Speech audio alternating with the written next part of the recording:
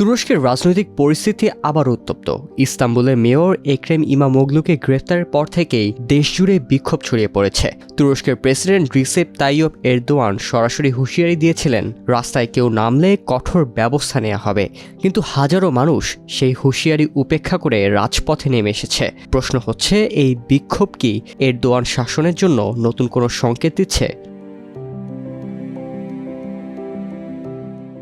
ইস্তাম্বুলের mayor এক্রেম ইমামোগলুকে দুর্নীতি ও সন্ত্রাসী গোষ্ঠীর সঙ্গে সংশ্লিষ্টতার অভিযোগে গ্রেপ্তার করা হয়েছে। তবে এই অভিযোগ কতটা সত্য সেটা এখন সবচেয়ে বড় প্রশ্ন। কারণ ইমামোগলু ছিলেন এরদোয়ানের অন্যতম প্রধান রাজনৈতিক প্রতিদ্বন্দ্বী। এমনকি 2028 সালের প্রেসিডেন্ট নির্বাচনে তিনি প্রার্থী হওয়ার পরিকল্পনাও করছিলেন। ধারণা করা হচ্ছে সেই রাজনৈতিক পরিকল্পনাকে আটকে দিতেই এই গ্রেপ্তার। ইমামোগলু গ্রেপ্তারের পরপরই তুরস্ক জুড়ে বিক্ষোভ শুরু হয়।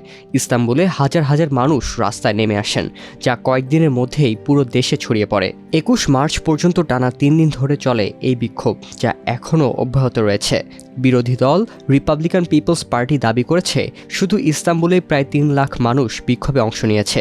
শহরের বিভিন্ন সেতু ও রাস্তাঘাট বন্ধ থাকায় বিক্ষোভকারীরা ছড়িয়ে পড়তে বাধ্য হয়েছে। এই ঘটনার পরপরই সরকার রাজনৈতিক সমাবেশের উপর 4 দিনের নিষেধাজ্ঞা জারি করেছে। তবে এতে বিক্ষোভকারীরা দমে যায়নি। স্বরাষ্ট্রমন্ত্রী জানিয়েছেন, এখন পর্যন্ত 88 জন বিক্ষোভকারীকে গ্রেপ্তার করা হয়েছে এবং 16 জন পুলিশ সদস্য আহত হয়েছেন। এমনকি অনলাইনে ঘৃণা ছড়ানোর অভিযোগে আরও 54 জনকে আটক করা হয়েছে। ইমামোগলুর বিরুদ্ধে শুধু গ্রেপ্তারই নয়, ইস্তাম্বুলের একটি বিশ্ববিদ্যালয় তার ডিগ্রিও বাতিল করে দিয়েছে। তুরস্কের সংবিধান অনুযায়ী প্রেসিডেন্ট নির্বাচনে প্রার্থী হতে হলে বিশ্ববিদ্যালয়ের ডিগ্রি থাকা বাধ্যতামূলক। অর্থাৎ এটি মূলত ইমামোগলুর প্রার্থিতা রুখে দেওয়ার জন্যই করা হয়েছে। তিনি অবশ্য জানিয়েছেন, এই সিদ্ধান্তের বিরুদ্ধে তিনি আইনি লড়াই চালিয়ে যাবেন। এরদোয়ান স্পষ্ট করে দিয়েছেন, সরকার কোনো ধরনের বিক্ষোভ সহ্য করবে না। তিনি বিরোধী দল সিএইচপিকে দুর্নীতির অভিযোগে অভিযুক্ত করেছেন এবং বলেছেন, কিছু সুযোগ সন্ধানী ব্যক্তি তুরস্কে অস্থিরতার সৃষ্টি করার জন্য চেষ্টা করছে।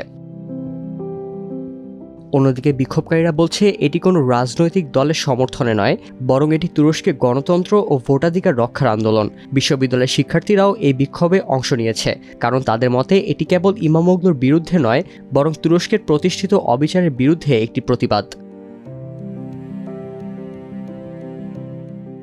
2019 সালে ইমামোগলু ইস্তাম্বুলের মেয়র নির্বাচিত হন, যা ছিল এরদোয়ানের দল জাস্টিস অ্যান্ড ডেভেলপমেন্ট পার্টির জন্য একটি বড় ধাক্কা। কারণ দীর্ঘ 25 বছর ধরে একেপি ইস্তাম্বুলের নিয়ন্ত্রণে ছিল। এই জনপ্রিয়তায় সম্ভবত ইমামোগলুর বিরুদ্ধে কঠোর পদক্ষেপের কারণ। তুরস্কের বর্তমান রাজনৈতিক পরিস্থিতি কোন দিকে মোড় নেয় তা এখনও স্পষ্ট নয়। তবে এক্রেম ইমামোগলুর গ্রেপ্তার এবং এরদোয়ানের কঠোর অবস্থান তুরস্কের রাজনৈতিক অঙ্গনে বড় পরিবর্তনের ইঙ্গিত দিচ্ছে। আগামী দিনগুলোতে পরিস্থিতি আরও উত্তপ্ত হতে পারে বলে আশঙ্কা করা হচ্ছে।